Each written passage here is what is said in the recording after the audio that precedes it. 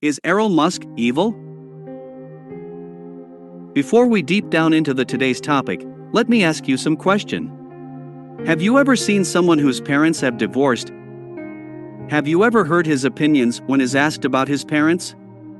In many cases, after the parents get divorced, most of their children criticize one parent who is not living with them. Why does this occur in most cases? Drop your comment below and we can review your opinion on this matter. Elon Musk was born in South Africa in 1971, the son of Errol Musk and May. Errol Musk at that time was the partial owner of an emerald mine in Zambia. After his parents' divorce in 1980, he decided to live with his father in South Africa, which then regretted his choice and decided to move to Canada. Why he then regretted his choice? According to the interview with Rolling Stone in 2017, Elon said in a trembling voice with tears running down his face, "My dad will have a carefully thought out plan of evil. He will plan evil. You have no idea about how bad. Almost every crime you can possibly think of, he has done." Based on search, it's seen that Errol Musk shot and killed 3 out of 5 or 6 armed intruders who broke into his home. Errol was later acquitted after pleading self-defense. Also following this intrusion, Errol told the Mail reporter that, "I was at home with my daughter Rosie, and the breaking of glass woke us up. I did what I had to do and we somehow escaped unhurt." Is this the thing which Elon termed as evil and terrible?